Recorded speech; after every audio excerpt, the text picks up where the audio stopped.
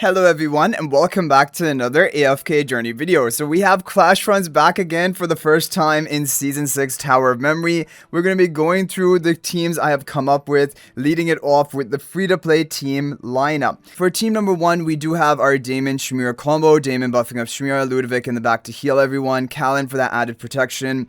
It is all about stalling long enough for Shmira to get off an ultimate and then hopefully win your team the match. You have Earthshell spell for more damage reduction. This is going to be a very effective team. If you don't have Callan at Supreme Plus yet, one replacement I would recommend is having Rowan, and you can just have Rowan behind the Shmira, giving some buff to her, and also the energy and health potions can be useful, and they do fit into this comp pretty well. But Callan is going to be better if you have Callan at Supreme Plus with his skill upgrade. You can even try him before that as well. It should also do fine.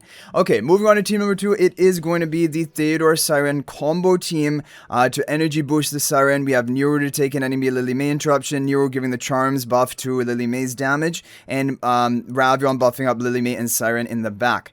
Now we also have the Wilder Bloom Mother Phantom that if you have this leveled up, this is going to give a spirit marker onto the rearmost ally, and this is going to, or not rearmost, but ally who is right behind the Bloom Mother, and that is going to allow Siren's ultimate damage to be higher and even his energy recovery to be higher, which is useful. And the whole comp centers around Theodore energy boosting Siren, and so Siren is going to get off a quick ultimate, and he's going to have Star Shower spell running, and he's just going to be hitting as hard as he possibly can. And Lily May also is going to hit hard and block enemy ultimates. So overall an effective team. You should have plus 10 exclusive equipment on Theodore, and that's a major priority and really important for this team.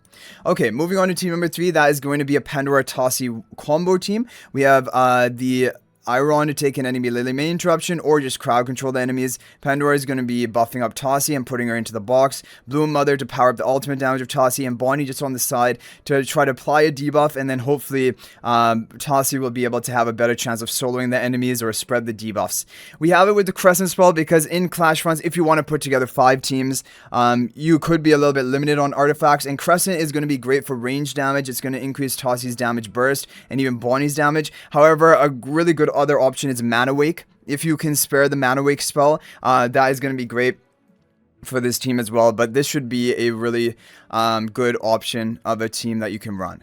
Okay, moving on to team number 4, it is going to be Gala team. Gala with the Wilders.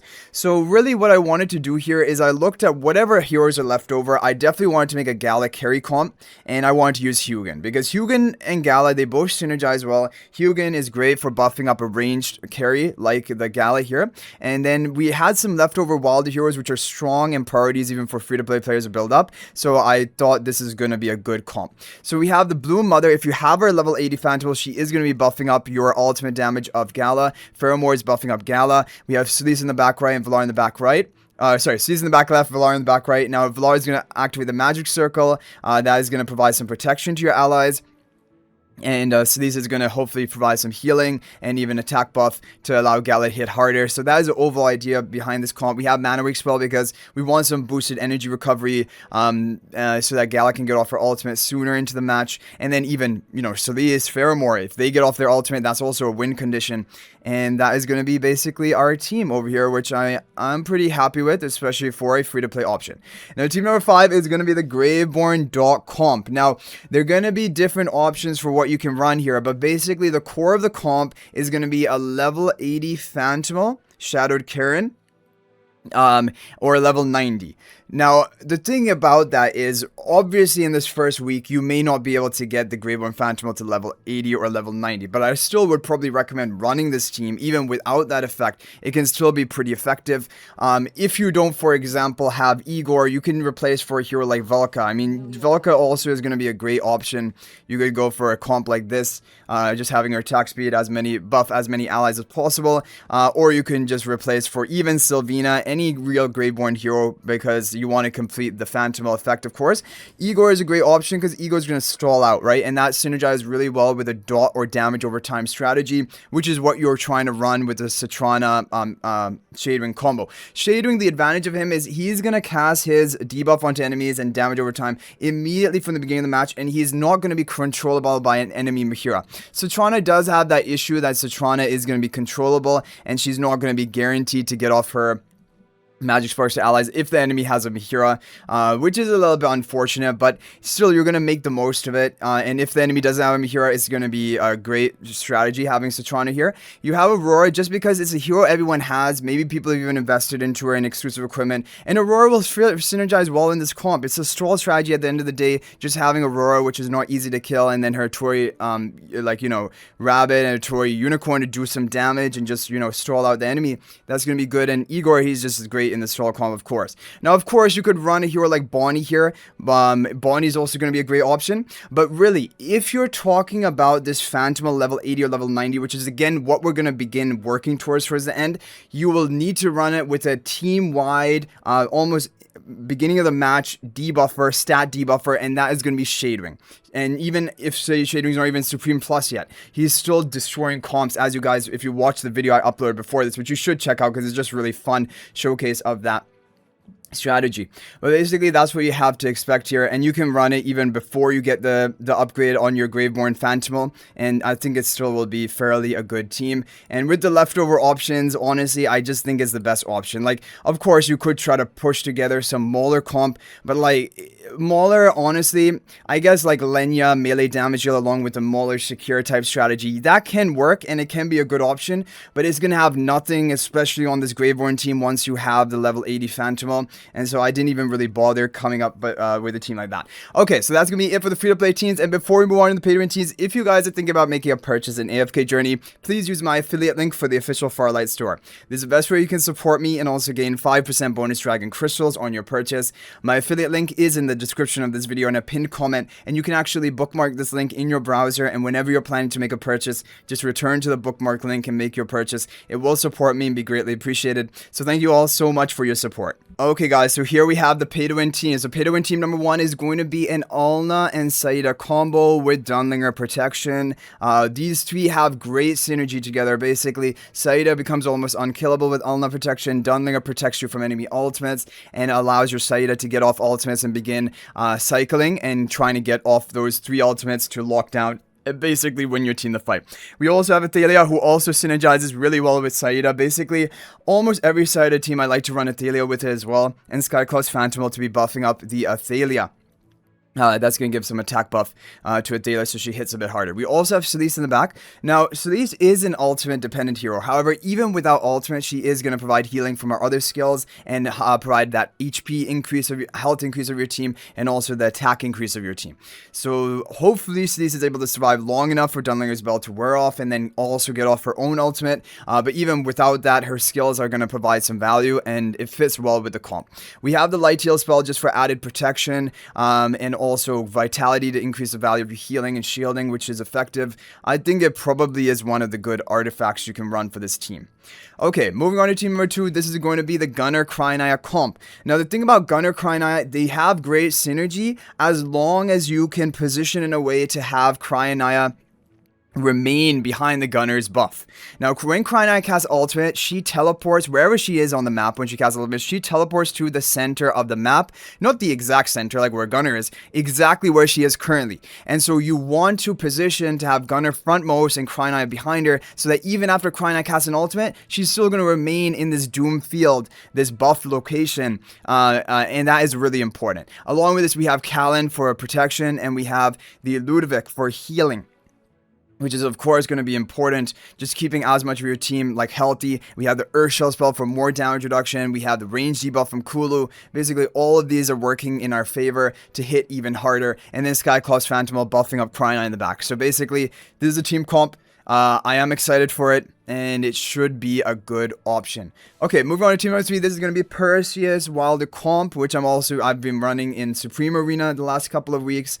And this is great because Ravdron buffs up your Perseus and Lily May. You have Laika for another temporary stat buff for the team, and then you have Zandrok up front to break any obstacles like a Kulu center boulder, which is important. And also, Zandrok is going to provide that temporary stat buff to your allies, which is important. So this should be a really good option, but you don't have to run Leica. For example, like a more budget option would be running Pheromore, and in which case you can have maybe Pheromore buffing up Lily May, or you could try Pheromore buffing up Perseus. Anything like that is a decent option.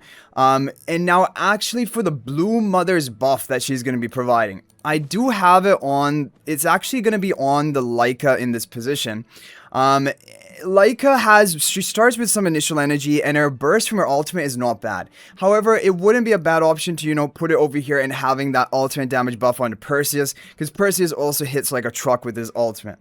I don't actually know which one specifically is better, but this is like definitely if, for example, you're going to replace Leica anyway, probably you can put the Blue Mother here so she's buffing up Perseus ultimate damage, because yeah, he also, yeah, great ultimate damage dealer. But that is basically going to be it for the Perseus team lineup.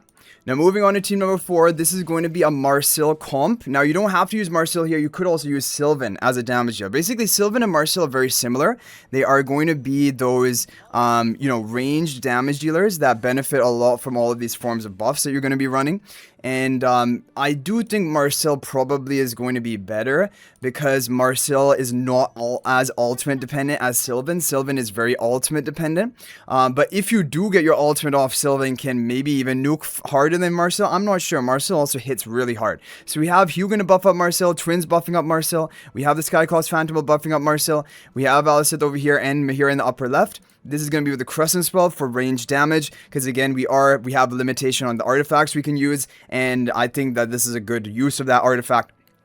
Maybe you're going to crowd control the enemies, that's important, and just buy a bit of time for your Marcel to get going. And your Marcel is going to be unaffected as long as she has 3 stat buffs, and she will have that here. With the Hugin, Twins, and Skyclops, that's going to be exactly the 3 stat buffs she needs to be unaffected. So I think this is going to be good, and finally Marcel is going to begin popping off again, like she did in the previous season, Phase 3.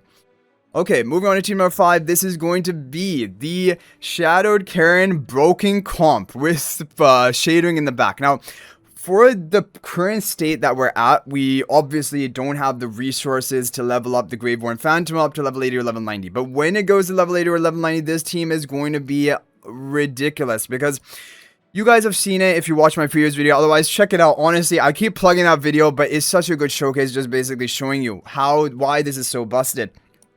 But when we do get the level 80 or level 90 effect of the Shadow Karen, it is going to synergize very well with Shadewing, with the map-wide enemy debuffs, stat debuffs, and that is going to cause Shadow Karen to deal absolutely insane bursting nuking damage, and also steal attack of the enemies and buff up your carry in the back.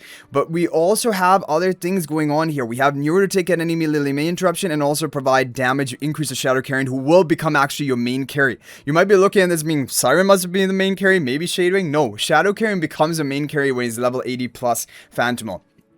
So that's why we have that. But anyway, Nero takes a Lily May interruption, Siren gets off a free ultimate. You have Damon as well, just for stalling, a bit of crowd control with this Frighten, and just buffing up your Siren, you know? And then we have Mana Wake spell, good artifact that we do have left over, attack and energy recovery, who doesn't like that? And that is basically going to be it. I mean, maybe Blazeburn spell is in consideration in this team, because you are going to get quite a lot of ultimates off pretty fast, Nero, Siren. But I don't know. I think Mana Wake overall just is a more solid option. So anyway, guys, that is going to be it for the teams I've come up with for this initial week. In the following week, week 2, I'm probably going to make an updated video, because things are going to change. We may be able to invest into a PvP Phantom like the Shadowed Carry and the Graveborn, and that's definitely going to change which comps are going to be run, even for both pay to win and free to play. For right now, I just have one Graveborn comp. We might actually split it into 2 Shadowed Carry and Graveborn comps if it is truly as broken as it currently is seeming on the VN server. So I hope you guys enjoyed the video. Thank you for watching. Let me know if there's any other team you're planning in the comment section down below. That's always interesting and could help others out. Thank you guys all so much for watching. I'll see you guys in the next video. And if you're thinking about making a purchase in AFK Journey, please use my affiliate link for the official Farlight Store. This is the best way you can support me and also gain 5% bonus Dragon Crystals on your purchase. My affiliate link is in the description of this video and a pinned comment. And you can actually bookmark this link in your browser. And whenever you're planning to make a purchase, just return to the bookmark link and make your purchase. It will support me and be greatly appreciated. So thanks for watching. I'll hopefully see you in the next video, and until then, everyone, peace out for now.